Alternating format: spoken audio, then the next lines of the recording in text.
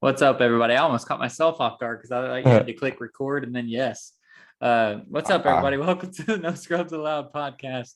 Happy New Year, first of 2022. Seal, how are you doing, buddy? Doing good, man. It's been off to a great start so far. I locked the kid in the car for a couple minutes today, but he did open the door. So shout out to Junior. Good shit. Yeah, it was bad. We were picking him up from grandma's house and closed all the doors with the keys in the car, and the car locked.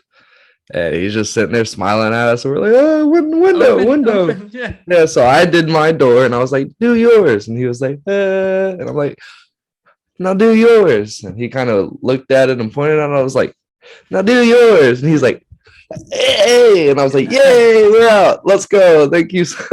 It was awesome. But other than that, this year has been absolutely amazing. A lot of great college football over the week leading up to us after recording and last couple of days now. And the only thing that really sucks is Alabama, Georgia, but that's probably the best game out of the four, other than a Cincinnati, Michigan. If they were able to pull off the upsets, those teams would have been really cool to see, other than the fact that Michigan offense laid a fucking egg. The right game is Alabama, Georgia, sadly. Cincy, man. Shout out to Cincy real quick. They did a hell of a job on defense. A hell of a job on defense. And man, that if they would have been able to get a couple of touchdowns, man, maybe a pick six or two, that would have been a really, really, really close game. Yeah, they needed that. But before we jump into college football, because obviously that's the last. We're going to make a prediction on that game. So we'll table it for just a second. You jumped the gun a little bit. My bad. No worries. My personal life, just to say, it started off shitty for the new year as well. I didn't lock any kids in cars, but I had no internet as of December 31st. Pop, like right on the nose. It's gone. And I went 36 hours without any sort of internet whatsoever. And that's horrible. They weren't supposed to be able to come till the 4th in the morning. And I was like, fuck this. So it was the 2nd at that point in time. I was like, all right, screw that. I updated my phone to be unlimited data, paid $30 extra to just upload or update it. Did the mobile hotspot. The mobile hotspot was firing like 50 megabytes a second, which sucks dick. Hey, phone, so whatever. For a phone though, like I was able to watch Netflix with it would buffer for maybe like 7 to 8 minutes, but then you could watch the full like 30 minutes clean. And so I was like, all right, I can do this, right? So I watched like 2 episodes of Netflix, like an hour, and then it just like stops working. I'm like, what the heck? I check it, it's like 1.1 megabytes per second. I'm like, what just happened? So I'm going through, I'm trying to figure out the phone, and then my internet came back on, which is silver lining. That's great. My internet came back on, but I was like, I just fucking paid $30 to update my stupid to this thing. So I was like, conspiracy theorist Travis was like, they were watching my shit. They saw that I was now willing to spend money. So they're like, fuck it, let's get them going again. And I was pretty upset, but my internet is back. I started my workout routine. It's like a 4-month workout routine, 3 months, 2.5 months, 10 weeks. So 2.5 months. 70 days. 70 days to be exact. Yeah, but 10 weeks. And it's going okay, I guess. It starts out really easy. So it's been pretty easy. The only hard part is waking up early as fuck. But the rest of New Year's, like you said, sports-wise, it's been going great. We have some things to talk about, some big topics before. I haven't been active yet. I am eating better. I just haven't been active yet. It's hard. I have to go buy a pump for the basketball because, like you, I will not. And if I run around where I live, I'm either going to get shot or stopped by every cop that runs by and is wondering why a white guy is running down the street. I've been wearing a hoodie too because it's been like 45 degrees, and I'm like, where are you running from? If Steele's trying to run, I'm wearing like sweats and a hoodie with my hood up too. Like, oh, it was kind of nippy here a little bit. Say nippy, like 50, 60 degrees, but. I love it. Like now, after going to Pennsylvania a couple of times, like I love this shit. Well, it sucks. Like, I love it. I saw it was snowing up at her uncle's house the other day. I'm jealous. I want to be up there and just a little slim, not slim, thin, because think slim, a thin long sleeve shirt on, and just hanging around in 30-degree weather while it snows on you. It's Yeah. so awesome. I love it. Yeah, it was 41 the first day, and when I was running, my lungs were definitely like, And you weren't doing this, right? Just to show Chris Collinsworth he's an idiot. No, but my lungs were burning. It was pretty cold. It was 45 Oh today, yeah, so it doesn't get that bad. cold down here. I do remember that I thought about wearing growing my up in mask just Jacksonville. to keep it from being so cold. So let's move into sports. We're excited that you guys are with us again for 2022. 2021, I don't want to say best year ever because we had the year that'll never be touched a few years ago. Oh my gosh. But we're back on the up and up. 2022 or 2021 was better than 2020 with less posts. So that means that you guys are actually tuning into us more, and it's just us that aren't doing our job. So we're going to make sure that we post the right amount of times this year and get even more. So we love all of y'all. Maybe we can do that. At least 50. I'll talk to you about it later, but it's more than 50. Hell yeah. 65 is what we did 2 years ago. So 2020 was 65. 2021 was like 48, but we had more visitors. So if we can get to 75, well, that means we're going to have to do some actual typing posts, or we'll have to do some midweeks or something like that. But there's 52 weeks. We can do 75 posts. No problem. So we'll do that for you guys. And we just love that you guys are giving us the attention. So somebody that the first headline I want to talk about, because it's somebody that's going to stop getting attention for us real quick, and that is LAFC. I don't know if you've seen Seal, but we decided to hire a new coach, and it's Steven Gerundolo. If you are a fan of the Bundesliga, you know who he is. If you are a fan of the old school Landon Donovan U.S. national teams, you'll know who he is. He was a defender for us. He was a good U.S. national team guy. Shitty coach. He was an assistant in the Division II of the Bundesliga for a long time. Never really did anything. Finally, last year got hired onto the Las Vegas Aces, or whatever the hell they're called. That's the basketball team that we'll talk about in just a minute. But the Las Vegas, whatever the soccer team's called. And he went 6 wins, 23 losses, and 3 ties. And apparently that's enough for LAFC to take you like that. So yeah, so it's not going to go well. He's not good. We're giving away all of our players, so he's not even going to have anybody. We got rid of Bryce Duke. I don't know if you saw that. Somebody I was really looking forward to seeing continue to play. So we're giving people away. We're now hiring idiot coaches that maybe he'll change something. Maybe Las Vegas just had a problem. I don't know, but I doubt it. But we'll be more geared towards defense, which is great. The sucky part is with Bob, we would like have 6 to 5s, 5 to 3s, like fun games. Trundolo is it's going to be one of those where we try to tie 0-0, and if we get lucky and get a goal, then we end up winning. And those are going to be boring games to watch. And so, I mean, if we win, everything will be forgiven, obviously. But it's strap in, because that's the type of game he wants to play. Is let's win 1-0, 2-0. But that's his game. He's not going to try to win 5-4. So get ready. Yeah, damn, that does suck. And that's got to take a lot of wind out of that area. Those fans who have a lot to prove to the other team that's not in LA, Carson FC. And they're on the way back, man. It seems like every time I turn, they're spending more money to help out that squad. And that's got to suck, because those guys, your fans, they really love football. Like, they really love it. And they know their shit, and just like you, they have to all be pissed off. Yeah, we're not super happy that the calls for the GM to be fired, which you can talk about with your team, the calls for the GM to be fired have started. It's starting to roll. So if he's bad at all, I mean, he's going to have to be spot on, because if the GM is already getting called out for being firing, it's going to go all off season. So if this man starts out like 1-4 or something in his first 5 games, it might be a wrap. We'll see. Yeah, that's some serious shit. I don't even know. I haven't really looked it up in the last day or two. Oh, no, it's only 11:10. But yeah, it works. Yeah, so let's shift and talk about GMs finally getting out from the fan cry. You guys got it done. Yeah, it seems like we've done it. get him out. We all went together, talked about it last week on Twitter with the clown emojis and stuff, and it's really picked up a lot of steam this week. Keeping it going. I haven't tweeted in like 4 days about it, but yeah, it seems like we're going to be able to get rid of him and get him out, which will be awesome. No official news yet on it, except the fact that he is. Can you hear like the baby going crazy? I heard like a baby. It's probably the TV. I'll ask her to turn it down. I can kind of. No, hear I think it's outside of my headphones. Oh. Yeah, it's probably our downstairs neighbor. Whatever.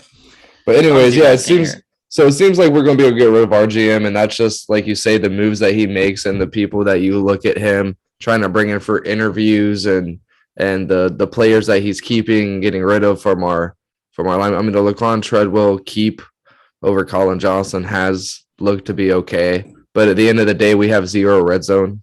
Like, we have nobody in the red zone at all that can get the ball. We had to go pick up a guy in Dan Arnold that didn't want to be on the team in the free agency, and had to go get him in a trade. So, and that's just another thing that this guy's stuck, and Right. He can't adapt. He can't go find other players. He's stuck in his strategy. He's like, well, if he won't sign with us, I'll get a trade package for him in week 4.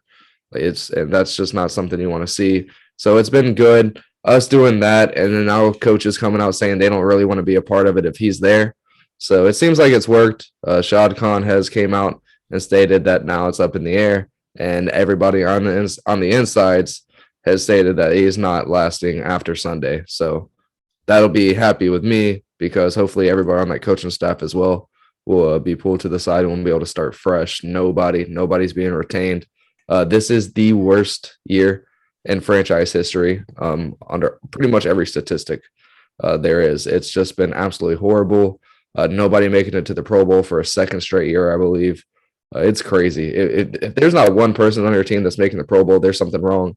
And that usually only happens like once every 10, 15 years where a team doesn't have that happen. We've had it happen back to back, and it's just shitty. So, yeah, but it can happen. Like, fan bases have power. Like, they will listen. If it's a good ownership, like I still have shots back. Everybody talks shit to him and stuff, but he cares about Jacksonville. He just doesn't know football. And that's why he needs to get football people in there, not his son. And that's my biggest thing. But Shad Khan loves Jacksonville, and so as long as those owners love that city and love that fan base, like, they will listen. Yeah, and it's exciting because it's not exciting for a year to come. I don't think it's going to be a good year, but I'm excited because I do think our fans are serious. I hope they are, and we'll see, because we've been good since inception, you know. So to see what happens when we're bad, it could be Chivas USA 2.0. You know, it could turn completely sideways and nobody show up. There would be 3,000 people at the stadium, blah blah blah. But I don't think our fans are going to be that way. I think that'd be some shit. I think they're going to show up. I think they're going to call out the GMs and things like that instead of just taking the passive approach. And we already see that's starting. So I'm excited about that. I think LA is actually benefiting, and I don't think you're a true team with a true fan base until you get through that downswing and start to come back up. You start to build those roots that you really have, because any team can be the Yankees. Any team can come out and be the best, or quote unquote best team every single year, even though the Yankees haven't won in like 20 years. But anybody can be that team. So I'm excited in a weird sense that we might have a down year. So. Yeah, I saw something. Some famous sports, or not famous. He has a check, so he's that blue official. Verified, baby. Yeah, he's official. He said something. I'm paraphrasing here, that the Jaguars fan base is one of the most lethal fan bases in the country. They've survived a team for 25 years that give them nothing but sorrow. Like, that's true. If they get pissed off, they will fuck your day up. That's true. And that's how you build the roots, man. And then when you guys are good, just imagine what that parade's going to be when you finally win that Super Bowl, you know? Bro, the playoff games were fucking insane. Exactly. So insane.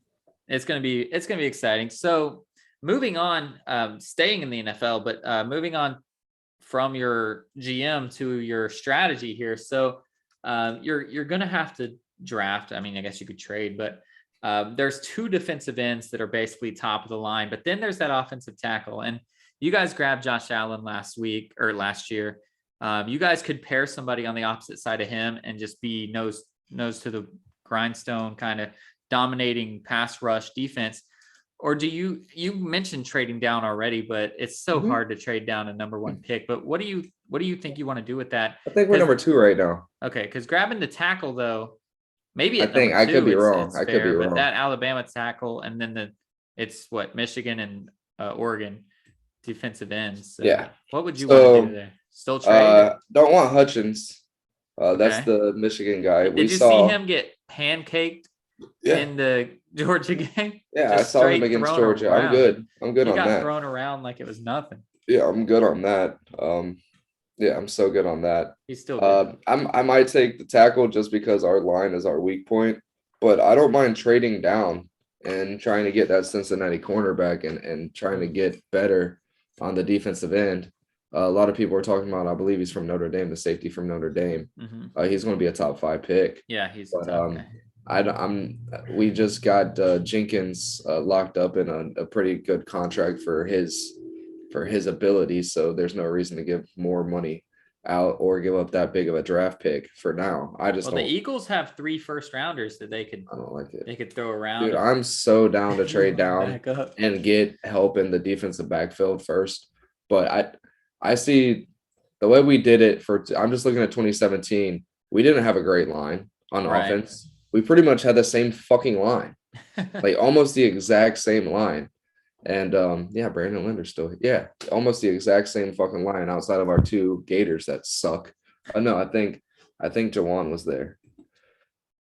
No, Cam Robinson, that was his rookie year. So Jawan came the year after. But Cam was there. And so we don't need the best line in the world to get shit done. We just need a defense that can get us. I think Lawrence would beg to differ with those 27 interceptions or whatever. He sucks. Yeah, he sucks. And we can draft down and hopefully Coral, his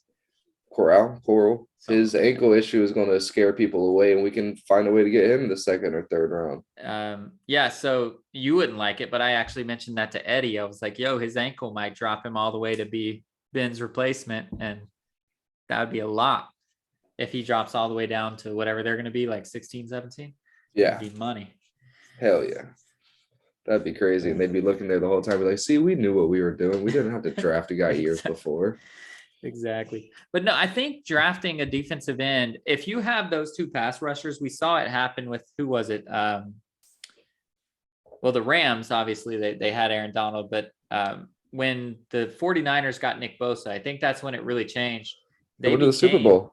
Like the team, and it was just that one switch. So you guys got Josh Allen. He proved to be good. He's a good player. So if you can get somebody to where on the other side, you guys are just bringing the heat, like you guys might have a real shot. For sure. Yeah, absolutely. That's what we try to do every year. It looks like is try to draft, but we do that later on.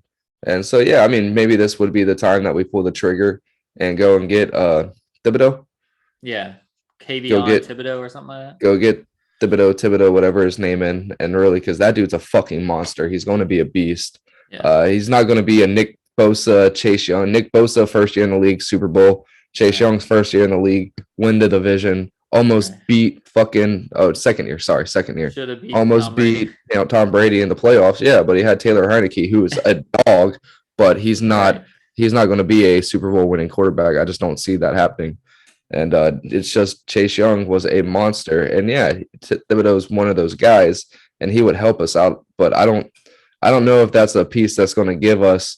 I need 50, 60 points from my defense by the end of the year. I'm not talking fantasy points. I need 10 touchdowns from my defense by the end of the year. So you guys need another 3 or 4 in playoffs. Yeah, exactly. So. And just so you know, the Cincinnati dude doesn't get picks all the time, but he gave up 0 touchdowns in 4 years of fucking college football, starting 3 years. Right. He played Jason Williams, whatever his name is, Jalen Williams, the Bama in their playoff game. Right. He got guarded on him, I think, 3 times in the first 2 drives. He ended up matching up on him. He had 1 reception for like -2 yards, 2 more targets, nothing. And Saban switched him around and got him away from him. Right. Like, dude's a monster. So he guards the side of the field. He's not going to follow people around. He's not going to be. That's what it seems like. But that's what they do all the time in college, anyways. That's true. They can, if he's good enough, they'll be like, all right, you're doing this thing. Does he cover the slot well? Like, I mean, I haven't watched a lot of Cincinnati. I don't know if you No, have, but no, I really haven't either. No, he just sits on the outside, and I was watching him a lot, gotcha. but he just sits. I'm pretty sure. What X is yeah. I'm pretty sure that's X on the right side. Why? He stays on the whatever right side receiver is. Gotcha. Sweet. So, as long as he's not Trayvon Diggs, right? Because we're going to talk about this man, and he might be. I'll take a Razul Butler or whatever his name is for Green Bay. Trayvon Diggs is one of the best cover corners already, but I did see a stat the other day. He has, what is it, like 11 picks or whatever he has. Super awesome. But he's also led in over 1,000 yards receiving this year on guys that are going against him. So it's the most in the league. So he's one of those guys. I'm sure you've seen plenty of Cowboys games. Everybody has, because America always decides to show them. He is that guy that just tries to bait the quarterback to throw it his way. Mm-hmm. And half the time he gets a pick because he closes out right, and the other half the guy throws it over his head. Well, a lot of his things too. I think he's given up 15 touchdowns as well, or something crazy like that. He's given up more touchdowns than picks he's gotten in his everything. Yeah, double moves he's done. Yep. And I think that's the reason Mike Evans and Chris Godwin had a great first game is because he was guarding them, and you know how they are with their double moves, their back shoulder passes and shit. So he was just getting eaten up, trying to be opportunistic. But that's something he's going to learn, and we just have to hope he has good people in that room with him and that are able to teach him up, because he obviously already has the skills to find the ball. Right. That's why you're a cornerback, is because you can't find the ball, you can't catch the ball. Exactly. But he has that. His brother's one of the best receivers in the league, so it's in his DNA. He was a receiver. He was in Alabama, and he had four guys in front of him. So. Yeah, he had four guys in front of him that were all first-round picks. It seems like I'm pretty sure they were all first-round picks. Fucking Ruggs, Judy, all them boys were in front of him. So Nick's being smart as hell, the coach he is, was like, "Yo, I'm gonna put you at corner," and the he's going to be good for a really long time. This is year one, and he's arguably he's top 5 corners in the league. Right, and even with he was fighting to make. What's that? You take away 8 of them interceptions, he's not in the league right now. Right, he has 3 picks. They're like, "Oh, that's good, but kid, listen here. You're going to be in the fucking benches if you're giving up 1,000 yards next season." But he got the interceptions, and he was going to try to make it a clean sweep for the Dallas Cowboys defense, because Micah Parsons is winning the Rookie of the Year, the Defensive Rookie of the Year, without a doubt. And he was trying to win that Defensive Player of the Year to make it a clean sweep for Dallas. But then a guy named TJ Watt had 4 sacks on Monday night. And he has 22 right now. The record is 22 and a half. So if he plays week 18, he's going to get a sack. So he'll get the record. We'll see if he plays. I'm sure he does, because he wants the record. So, and I guess Pittsburgh still has something to play for technically. So he'll get his 22 and a half, 23. TJ Watt's going to be the Defensive Player of the Year. So congratulations there. But Trayvon Diggs has definitely done his thing. He played really well, and he's going to be really good. And with Micah Parsons continuing to evolve, all those defensive guys, it's going to be Dallas. It's so funny that before this season, we weren't even going to talk about Dallas this week, but before this season, we did not think that it was going to be their offense that was the problem. And now it's their offense, because Diggs was a bust out guy and Parsons was a bust out guy. And then they have one other good pass rush guy. I forget who he is. And now it's Zeke that can't rush more than like 40 yards. Demarcus Lawrence or something like that. Yeah. Something like that. So, and then Dak looks like either he's hurt or he started sucking.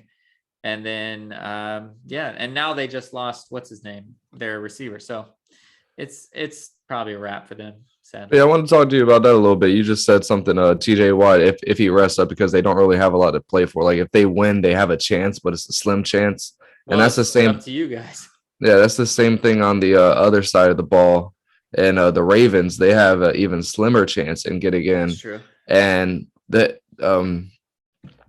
Coach Harbaugh came out. I'm not going to see I don't know which one it is. So I just said Coach Harbaugh came out and stated that Lamar has a chance to play this week. And all the Ravens nation is, I almost fucked up and said Raiders, is up in arms saying that they just need to let him rest, just call it a season. If the other two who have been doing okay can't get it done, it is what it is. Just let it slide. Like, is this extra game? Like, we're going to end up with this extra game, get another extra game. Here it comes soon. Right. Are you going to be a fan of these teams just laying eggs at the end of the season? Some of them do it for rest because of the playoffs, and every other team that's not in the playoffs, they play because they're getting paid to put a product on the field. Are you going to be okay with them laying eggs and people paying $80 a ticket to go see these people stink? Like, I was thinking about going to the Patriots. That's what week 17 was already. It's just that there's more clinched, which actually there's really less clinched. Most of these teams have more to play for, So Green Bay is going to be sitting their guys. Dallas will probably be sitting their guys because they need a win and a Rams and Bucks loss, so they're probably going to sit. The teams in the playoffs, we're used to them resting, So you're saying everybody's going to rest? Yeah, these teams that don't even have, like, the teams that don't have anything to play for, they could potentially, because it's been a long season and this is one of our core guys, and that's something we haven't seen before. They play because they're paid to play. Like, you're paid to put product on the field. Yeah, but Lamar is because he got hurt. Like, that's why he's potentially not going to play, right? Like, it's really got nothing to do.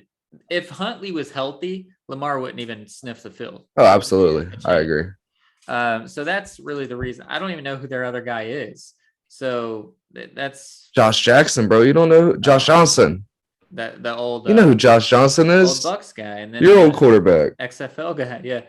So exactly. So that's why they want Lamar to come back. No offense to him, but that's why they want Lamar to come back, is because of injuries. But if somebody doesn't play, I don't care, dude. Like, I'm not watching a team that's not in the playoffs anyway. I don't give a fuck. I mean, I'm watching Red Zone most of the time anyway. But if I was actually gonna watch a game like on Sunday Ticket or something, I'm watching a game with playoff implications. I don't care what the Lions versus the Texans do or whatever. Like, that doesn't bother me. I don't know. I'd be pissed. Like, I was looking at my buddies going to the Patriots Dolphins game on Sunday, and they're going to be tailgating and all that stuff. So I was like, yeah, if I could get off, I might go. Let me see how much tickets are. They're like $120. They're going to play. All the Patriots are going to play. They're trying to win the division. But the Dolphins are now out, and they could be sitting and shit. But it's just the Dolphins won't sit. Nobody. But but even if they weren't playing, like, if it gets to that point in day, like the Patriots down here, the Patriots tickets are going to sell for that much, no matter what. And it's just, I don't know. I'm not a fan of them resting. Like, oh, we're not in. It's been a long season. Like, dude, it's what you get paid. I know it sucks, but you're getting paid millions, hundreds of thousands to get on the field and play. Yeah, but I mean, it's different. I don't know. If it sucks because they're getting paid no matter what. But see, when they signed these contracts, it was over a 17-game season, not an 18-game season, unless they just recently signed a contract. So they're not expecting to play for 18 games anyway. Well, 17 games right now. It's going to be 18 games here soon. It's been 16 games, 17 weeks of football. Right, whatever. Because it's the bye week. But yeah, with the week 18 in, I understand that I'm do not knocking on the playoff teams who have nothing to fucking gain by beating a scrub team that's starting all of their starters because they have nothing to lose. Played before we did so that we could bench Tom Brady after the Rams win, but because we'll be third as long as the Rams win. Oh, that game, you're going to see a lot of fucking Fournette's out. Yeah, you're going to see a lot of Rojo. You're going to look just standing there handing. Yep. I could definitely see that. Or just tell them, let's get up 21 points real quick. That's what he's going to do. So what he's going to do is he's going to play his fucking heart out. And at halftime, they're going to go check the scoreboard, see what the Rams are doing. And if it's a wrap, if either one of those two games are a wrap, he's done. Yeah. He's on the sideline, which I'd love. I want to see I want to see our backups, but that's me as a fan wanting to see what our guys can do too. That's a little different. So no, I don't mind people sitting, but I wish Jamar Chase would have sat last week so I didn't feel like a straight asshole in my fantasy. That kid, dude, lays eggs. If he would have done that for me at any week, I would have been in the championship. Yeah, me too. But he did it in the week for the third place that I did 1.3 and 3.4 and then fucking 50. Yeah. No, dude, my bench scored 153 points. Marco won the championship, scored 151.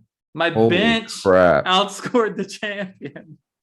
Holy shit. I had Jamar Chase 55 points, Amon-Ra St. Brown 35 points, Daryl Williams 25 points, and then a couple of like 7 and 8s. I was like, what in the world, dude? Holy cow. If I would have started any of those 3 guys, I would have won.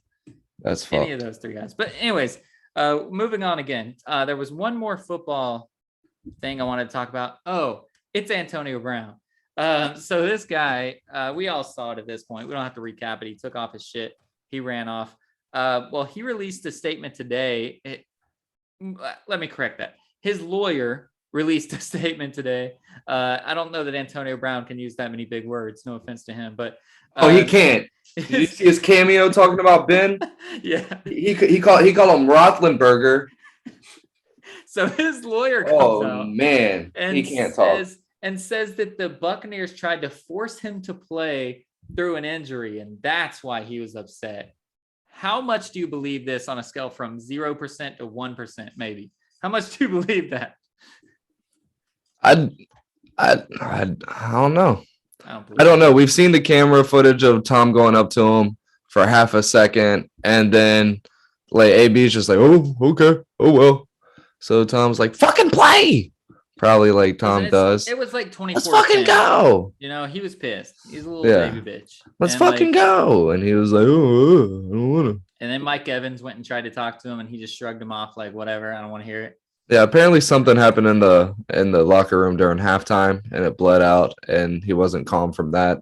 And it doesn't matter what happens. If they want you to play through an injury, let them know you can't, and just sit there. Like, well, the thing is, like, even if you're not injured, do what Christian Wood did. Just sit there. You don't have to be a baby about it. The reason I don't believe it. Listen, if somebody, like, we know Antonio Brown, right? We've seen him many, many times.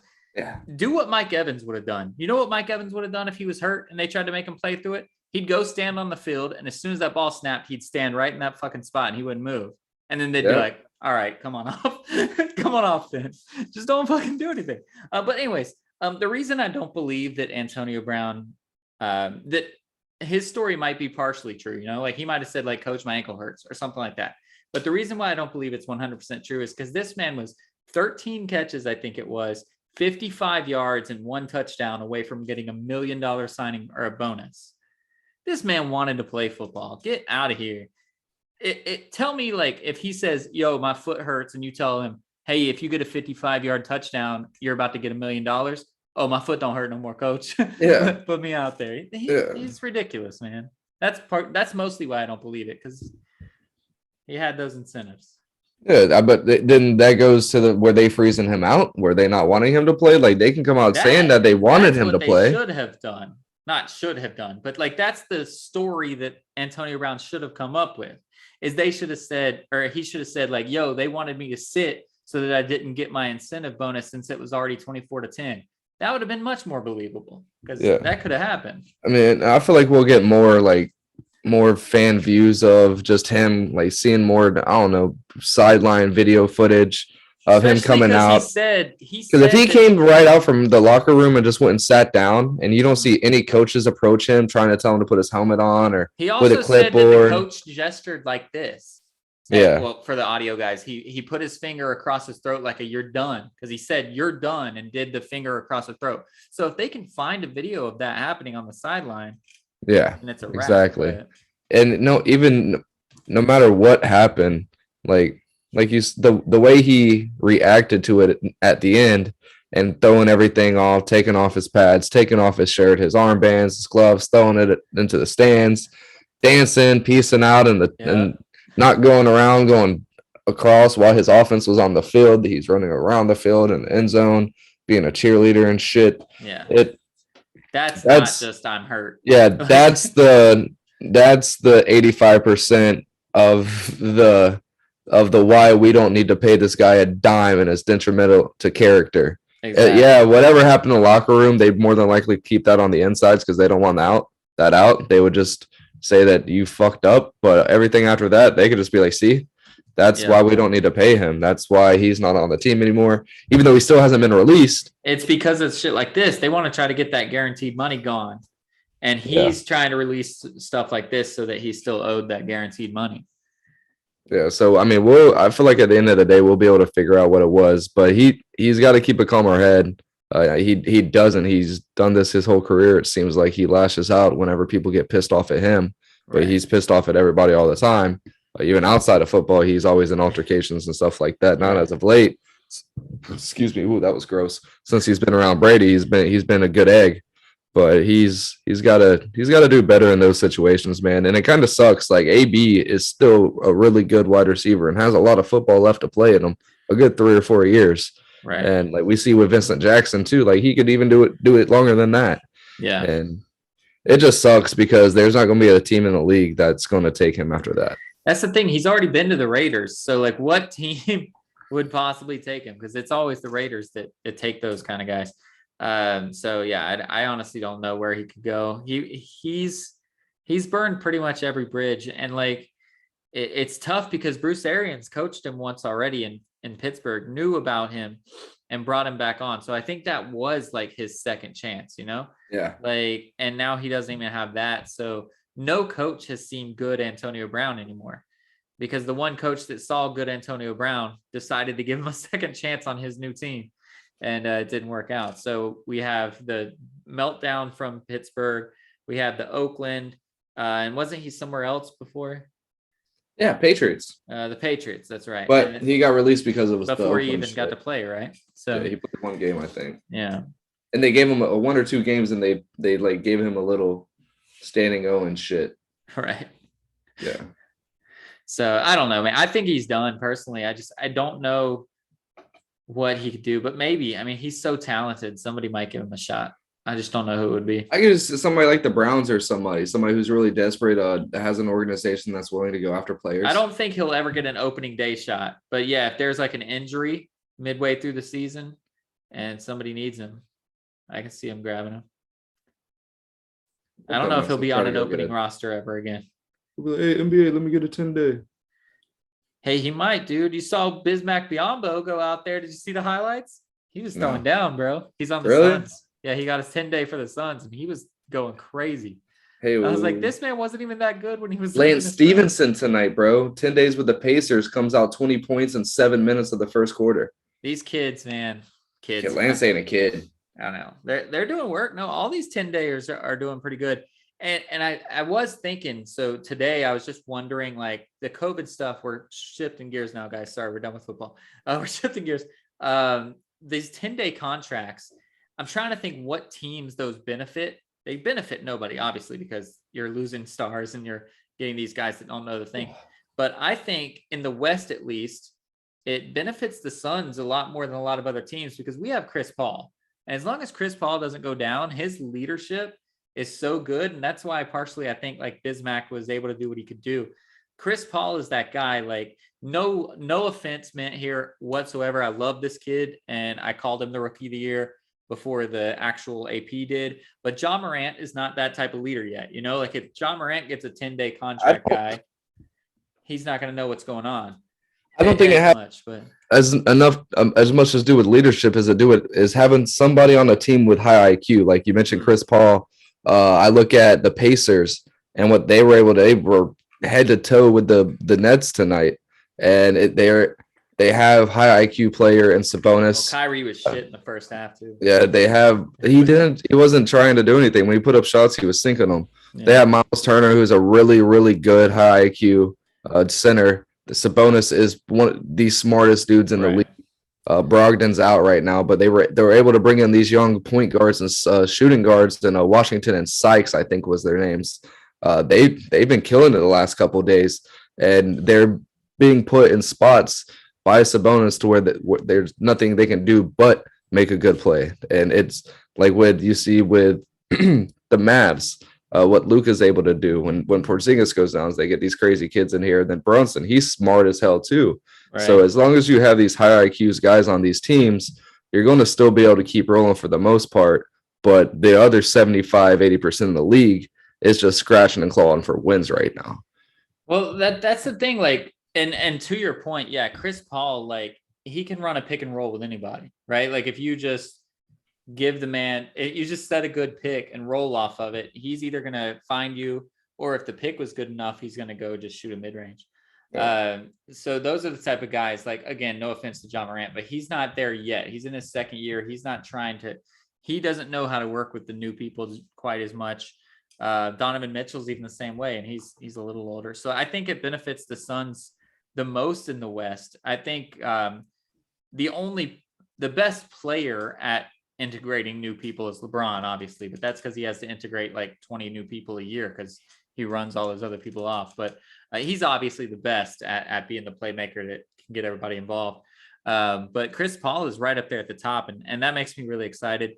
You guys, though, didn't you guys just oh well, you got Rondo, but didn't you 10-day contract somebody at point guard or something? Oh, we have, but it's like nobody's. I forget his name. We got a young 22-year-old cat. I forget his name. He sucked. I was pissed off. But and Darius Garland too. He's not one of those guys that can. He's not going to gel well with a new person in the backcourt. Right. Like he needs his space. He needs to know where you're going. And these guys aren't good at running without the ball. About losing Rubio, like he would have been that guy. Yeah, he'd have been money. Yeah, so I mean, like whenever we lost 110 to Memphis, it was a lot of Mobley, a lot of Kevin Love, and nothing else. It was hard for Jared Allen to get going, but because of Jared Jackson and fucking what's his name? Steven Adams. Yeah, was it Steven Adams? No, yeah, it was Steven Adams. I mean, he's on their team. I don't know. No, it was him. I was thinking of the Toronto game a couple of days ago, but yeah, it's just hard for it just to stay on the big guys. Markkanen kind of slowed down a little bit with his scoring, so it's had to rely on the backcourt, and it's just been ass. So hopefully, getting a really high IQ guy like Rondo in there, he'll know where to be because, like I said, like he's another guy who's going to look like a 10-day contract guy because he doesn't run off the ball. He just kind of stand around like, where am I supposed to be? Oh, I get the ball. Okay, now we can set a play now that I have the ball. Right. And so hopefully his IQ, he'll just know where to be, know when to set picks, know when to roll off, and help out Darius out a lot. Because if we can get that backcourt back rolling, we're going to be good. Like we haven't dropped too much. I don't know our last 10. I don't even know if I want to. I think you're still doing okay. You're still in like 6th spot right now or something. So the stupid ass site doesn't have our last 10. I mean, we're still over 500, yeah, but it's been rough. Yeah, but if you can just ride it out and get a healthy team, I mean, you can really compete with any team. I mean, the Bucks are going to have the best player on the court at all times, but the Nets are in shambles right now. The Bulls, you never know. They're going to be a matchup problem that you guys can deal with in the playoffs. So I'm not sure what team like you would want to avoid. I think any team, obviously it sucks to be in the bottom half, the top 8, but any team that you guys match up against, I think you guys are going to be a tough out no matter what. So yeah, I'm not too concerned about any one team really. I mean, maybe if the Bulls are really able to get their big 3 going, they could be scary, but I'm not worried about the Nets. Kyrie-less Nets isn't anything to worry about, even with Kyrie. If he's not able to gel with them enough on the road, I'm not worried about him 3 times in a 7-game series. The Wizards, they suck. Pacers, that we're going to trash them. They have 2 big guys on the whole team. So like our size is still going to help us out. We're just really going to need somebody for that backcourt to really keep that ball rolling, because without that backcourt, we're fucked. Like it's not the 90s basketball. We can't rely on our big guys to get 80. We're going to need another 30, 40, 50 points from our backcourt. And Darius Garland isn't putting up 30, 40 a game. Yeah, that's true. So like Austin Simmons from Portland, like we need that fucking kid. Yeah, that kid's been nice. Last night Dame and CJ were out and he put up like 42, 43 points. That's just what Portland does, dude. They breed those shooters, the guys that can score. Yeah, so it's been a pretty crazy year, but the Suns are pulling through. DeAndre Ayton went on COVID protocol, and so far nobody else. So maybe he was an isolated incident, which will be nice. It did hurt us a little bit, which is what we talked about when Ayton didn't get his contract extension. Like, we need him on our team. I know he's kind of a basket case sometimes. He doesn't play defense. He slacks off. He doesn't train properly, blah, blah, blah. But you can see the impact when he's on the floor from when he's off the floor. And somebody like that doesn't come very easily. So that's why I say just pay the man. But Bob Sarver is Bob Sarver for a reason. And for whatever reason, that story that was going to get him to have to sell the team disappeared as quickly as it popped up. So I guess I'm stuck with him for a little bit longer. But he's just too cheap, man. He's not going to pay people. He's not going to pay. It's going to be, I don't know who he's going to pay. It's going to be ridiculous. It sucks. He's not going to pay Jalen Smith either, which I've been on record saying I don't like Jalen Smith, but you always extend the rookies.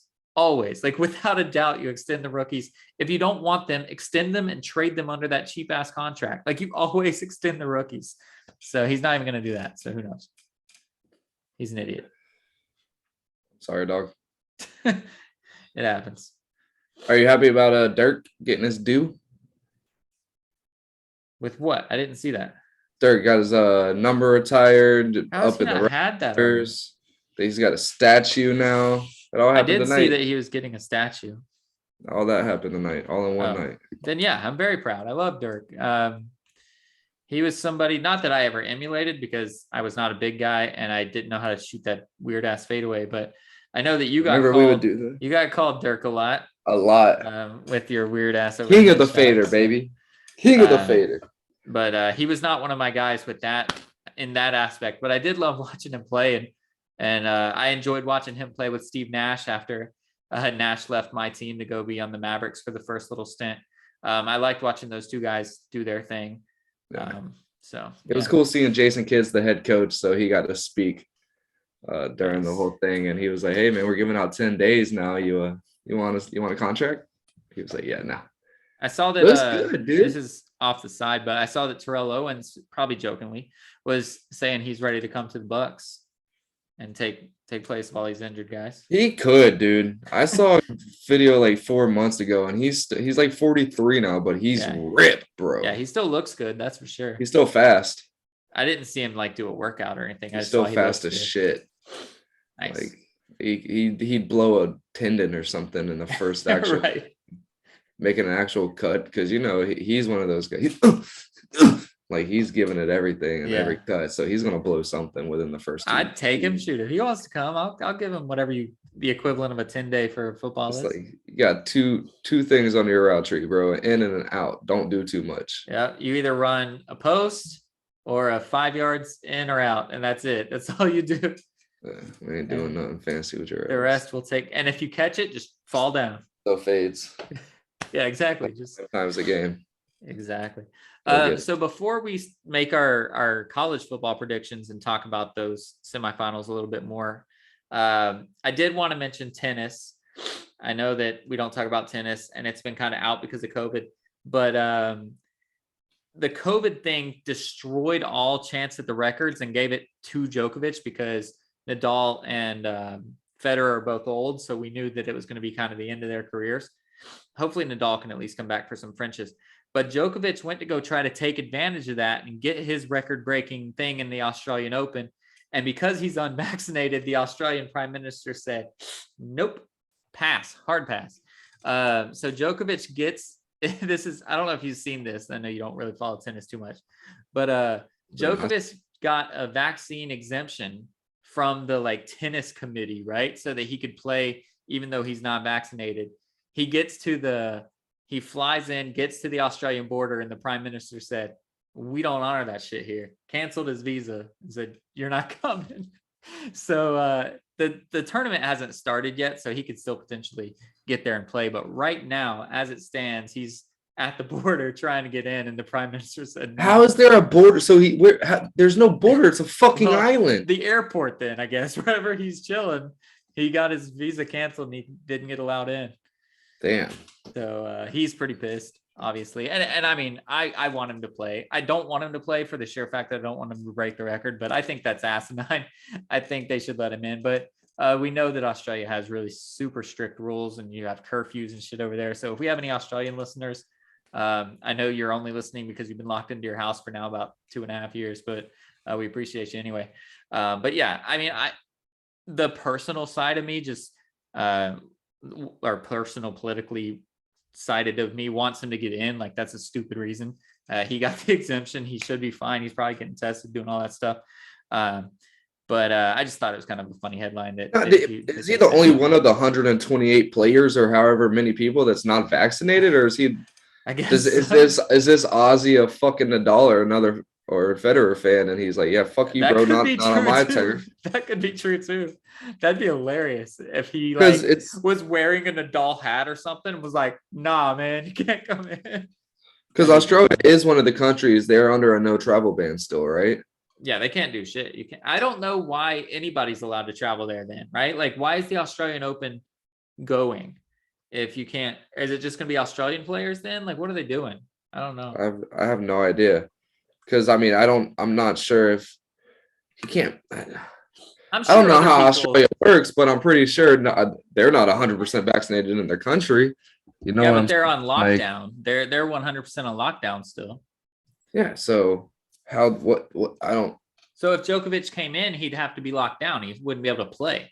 Yeah, were they already giving these people's exemption to come in and play, but they had to be vaccinated? And since he's not vaccinated, he's That I don't know. And I'm sure a lot of the players are having problems, but a lot of the players aren't named Novak Djokovic, so they don't get a headline on ESPN. Sure. So I'm sure there's other stuff going on, but I just saw that and I thought very happily he's not going to break the record just yet. It's on grass too. Australia's grass, right? Australia's hard. Hard. Wimbledon's Okay. grass. Australia and US Open are hard, and then French is clay. Okay. Which Djokovic would win easily if Federer and Nadal are not there and it's on hard court. He would absolutely win without a doubt. So part of me is happy that he's not playing. I hope Nadal has already moved to France so that he doesn't need any exemptions or anything, and he can just be a local resident playing when the French Open comes around. Well, yeah, Nadal, how much older is he than him? 9 years? Yeah, he's pretty old. So Fed's the oldest one. He's Brady's age. Yeah. He could get another, I'd say what, about 5? Another 5. Frenches, if that's all he plays is French. Yeah. Yeah. Because I think Federer is like 42 or 43. I think Nadal's like 37, and then Djokovic is like 28, 29, by 30. So yeah, it's gonna Djokovic fun. is gonna have it for sure, without a doubt. By yeah, by a long time. But the best clay court player will always be Rafa Nadal. So that's exciting. For sure. All right, so let's shift into the college football. So before we make our picks, let's revisit. Talk about it. Let's revisit the semifinals for a second because you brought it up, and neither game was really that exciting. But out of the losing teams, the Cincinnati defense was the only one that was any good. But we were a little wrong on our predictions, but at the same time we were right because we both said Alabama's just going to do what Alabama does, and it might be a slow moving game at first, and then they're going to continue to punch, and that's exactly what they did. Now the outcome was a little different because we thought Cincinnati would play better on offense, but from the other side of the ball, that was exactly what I expected, and I, for one, as a group of 5 graduate and alumni and stuff, I'm very pleased with how Cincinnati played. I don't think a lot of teams in this regular season could beat Alabama. And not even that Alabama was that good this year, but I think college football as a whole was down. So I was very pleased with the way Cincinnati played. It just sucks that their offense couldn't get anything going. And Alabama, Nick Saban does what he always does. He had the right game plan to shut down Ritter. And their sacks were just at the most opportune times that whole game. Even when Bearcats seemed to get something going, it's 2nd and 4 after a good 6-yard run from their dude who had 77 yards on 15 fucking carries. The dude who had. So yeah, I guess it does kind of sound like doo-doo. The dude who had 77 yards on 15 carries would get a great 6-yard 2nd and 4, and then a freaking 10-yard sack. Yeah. And they wouldn't do anything on 3rd down. You throw it incompletion, and bam, now they're out of field goal range too. Or even if they were in field goal range, it'd be a long one and they miss. Yeah. So. Yeah. That was, it was, no, I don't know. He didn't miss any. Oh, I thought he missed one. No. Yeah. I don't think that happened either. But, but yeah, I mean, they had a good strategy. They just weren't able to get anything done. And those defensive backs on Bama gave up no separation. Yeah. No separation. And that's where the talent gap is, though. You know, like I was talking to my brother this was actually during the Florida game. I think I brought it up on the podcast. The talent gap, when you look at group of 5 schools as opposed to power 5 schools, is the non-skill positions. Now, cornerback can be a skill position, obviously, but the line, the trenches, the safeties, things like that are less skillful, because when you're a group of 5 school, you have to push for the best people. So you're getting the quarterbacks, you're getting the running backs, you're getting the wide receivers, and maybe linebackers and cornerbacks, like I said a little bit. But it's when you get to those others, as Shaq would like to call them, that's where the Power 5 schools start to win. And you saw that with Alabama. Every quote unquote other was just better than the guy on Cincinnati. And it was clear by the time it got to the third and fourth quarter that there wasn't anything that they could do, even though they had the right game plan. It was nothing that Luke Fickell did wrong. It was just a talent gap. And that's going to forever be there until these NIL deals make it to where every team's makes the same amount of money. Yeah, it was crazy. They made the day a lot easier on Bryce Young with not being able to stop the run whatsoever. So it was just so easy for him to get touchdown passes. I mean, play action chunk plays were ridiculous. Their receivers are fucking the truth. Yeah, so they did what they always do. And then the game that we called wrongly, the better game of the playoffs last week, that's what we said it was going to be. It was over, 3 minutes in? I mean, there was no chance in hell. I think it was like 21-3 right off the bat. And Georgia was just like, it's a wrap. Yeah, it was bad. Michigan looked horrible on defense, looked scared on offense, and didn't look like they were the team that should have been there. Right. Cincy should have probably been in that slot over Michigan. And that game would have went a hell of a lot different, I believe. For on the Cincinnati's offensive side, if they were playing that Georgia defense. Instead, that offense helped that defense out so much early in that game to where they were just able to put their throats down, but rush 3 people and just kind of hang around and let their linebackers go to work. And that wouldn't have happened against that Cincinnati, I don't think. But whatever, it is what it is. It fucking happened. But I don't think Georgia's the best team going into this game, even though they just got off of a horrible loss to Bama, and they should have all the motivation in the world. They don't look like the team that was ranked number 1 before they got beat by Bama. They look like they took a step back after that loss in this game against Their Michigan. Defense just stopped work. Like Alabama picked them apart, and it looks like Michigan was like, "Oh, okay, we got what to do now." Yeah, and their offense wasn't surprising enough. Like they were able to hold down Hutchinson and stuff like that, but it didn't ooh me and awe me like the way what Bama was able to do on offense against fucking Cincinnati. You're like, ugh, there they are again. It's like, damn, how the fuck is Georgia up 28? Oh, hey, bro, nah. The first 5 minutes they got 3 straight. Like, oh, okay, all right, gotcha. Yeah. So let's talk about this then. You've already kind of said your piece a little bit, but I'll ask you just to make it definite. You said Georgia's not quite the same team. You said Alabama's starting to look like they're hitting on all their cylinders. How do you think this game plays out? Oh man, it's gonna be close for a while. I think it's gonna be one of those classic SEC matchups to where it's probably 10-13 going into the half. And then where every tackle they're up cheering like they just won the Super Bowl. Yeah. And then after half, I just think Alabama's just going to be able to blow it apart. I'm still not a believer in Bryce Young, but Nick Saban makes it really easy on him. And they really help him. Make it really easy on him. And the game plan in the first half helps them to be able to sling it a lot more in the second half with their running the ball. They ran, I think, 25, 30 times in the first half. Right. And I think 15, 20 times in the second half. And Bryce ran the ball a lot more too. Right. And they tried to get Montgomery going, but he sucked. But they're just able to just punch you and punch you and punch you and then just play action, open it up, throw a deep shot. They come down with it, or it's a PI. And it's not going to be a fun game to watch if you're a Gator fan because you hate both of these teams. So it's not going to be fun. Yeah, not this year. We almost beat Georgia. I know, and then we fell off The Rails. Yeah, not this year. We fucking sucked at the end of the season. Last But year yeah. we almost beat Alabama. This year we almost beat Georgia. Like we're still believing that we're right there. Yeah, for sure. But it's going to be a fun game to watch if you're a football fan. It's going to be an old school game with a little bit of flair. That Bennett kid can throw the fucking rock, dude. Yeah, he can. He can sling the rock, and that number 19 is a big target. And I don't think they have too many big guys in the secondary on Bama that's going to be able to keep up with him. So it's going to be fun. There's going to be a lot of good matchups, a lot of good mismatches to see what these coaches do to stop these playmakers from getting the ball. I don't know the running back's name, but to stop him from having 25 carries, averaging like 5.8 yards a carry, can't have that fucking happen. I mean, I don't think can't have a dude fucking, what was it? What did he have? Like 4 receptions for 85 yards and a touchdown.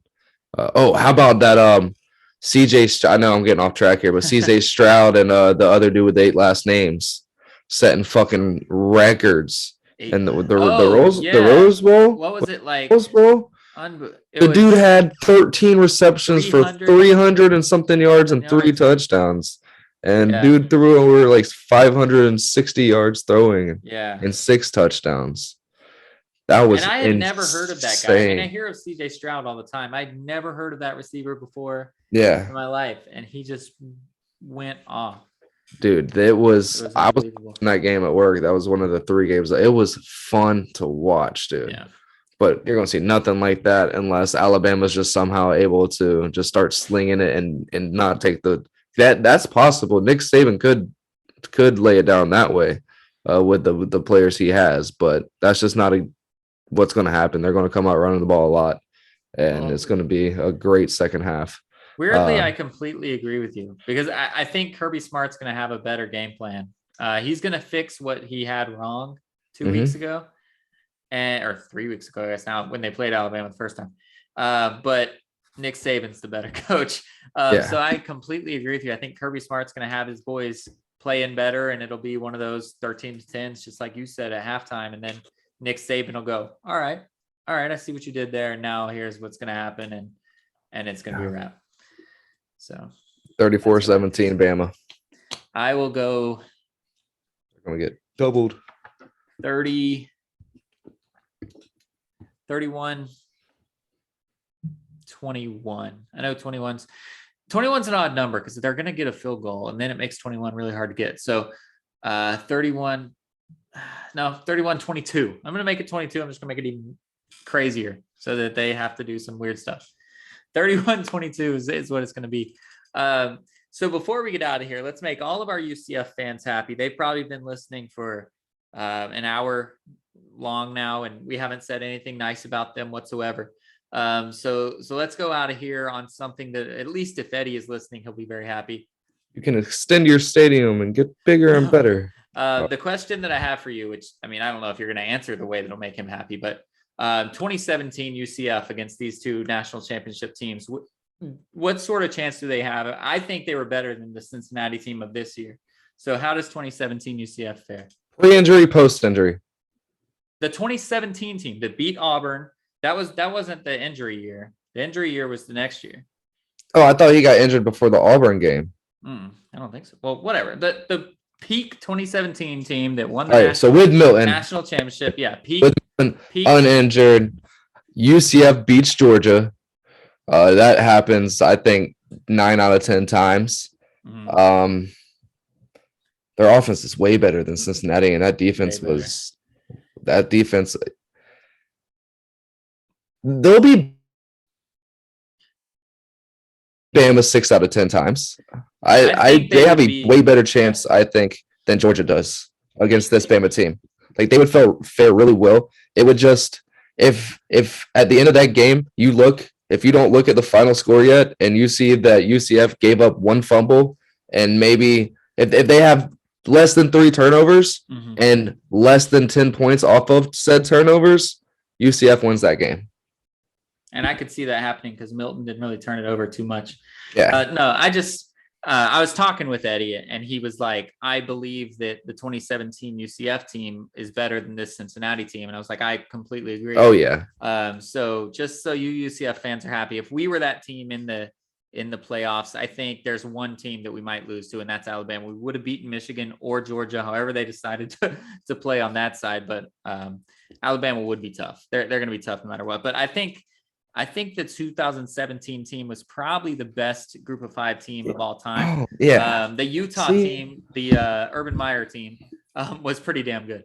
But aside, you had 3 guys in the defensive backfield that ended up in like the first 4 rounds of the draft. I think that Utah team was slept on though. They were Utah before did they were get slept Pac-12 on, obviously, but back when they were like the Mountain West Utah team, they were fucking good.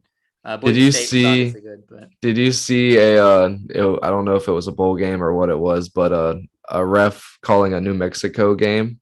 He said timeout New Mexico State, and it was at New Mexico's home, and New Mexico State that'd be like at the University of Florida, right. Florida State. The whole state boo, and he starts laughing. He's like, "My apologies," like in his mic, like my apologies, my apologies. Nice. It was awesome. Well, But shout out to that guy. But yeah, dude, like thinking back, that defense is a hell of a lot better than Cincy, and Bryce. They would make Bryce Young look silly. He'd be running around the whole time, and that they would not be able to get a run defense going. There were some big motherfuckers on that defensive line for UCF, dude. Like they were a run stopping team. If you beat them, I think you didn't. But that game, Memphis gave us a big time scare with their quarterback. Auburn's team then was run first, pass second, and they weren't able to do shit. Like they weren't able to do anything. The best and that's team Alabama's against us, setup too. The best team against us was USF. Their running back did destroy us though. He ran for like 180 yards. But that's a rivalry game. You got to throw those out. Yeah. But yeah, it'd be a hell of a game. I think it'd be a much better game than it's going to be in the second half. I just think the first half is going to be close just because Kirby's a hell of a fucking coach and they just played each other. Yeah, he'll have his boys right and they want the revenge. So yeah, it'll be a close first half. Yeah. All right, let's get out of here. What's a cool shout out? I mean, let's see. Oh, let me give a shout out. I mean, this is kind of studly, but did you see Aaron Rodgers talking to this reporter?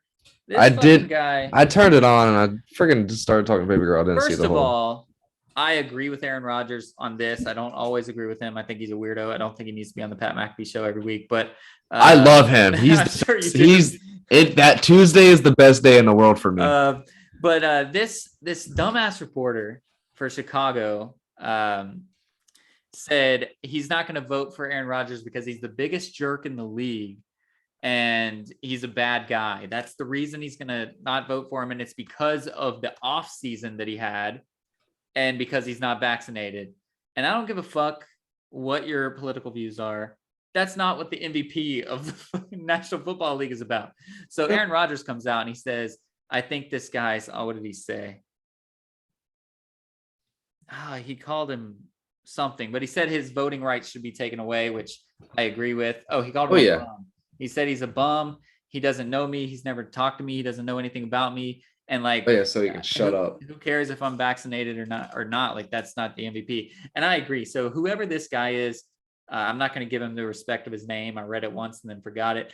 But I hope he's off the AP 50 writers that vote for this thing. Because if you're not going to vote for the field play, then I don't need to talk to you. I don't care what you have to say. Is this the Hall of Fame? Yeah, exactly. So be more like Aaron Rodgers. Go hang out on the Pat McAfee show.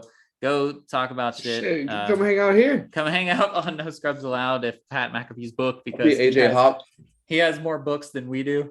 So you can come on to our show and you gotta like get a bigger forehead. And it's there. I just hide it. Let's go. Be like Aaron Rodgers. Don't be like that bum reporter. And as always, be a stud, not a scrub.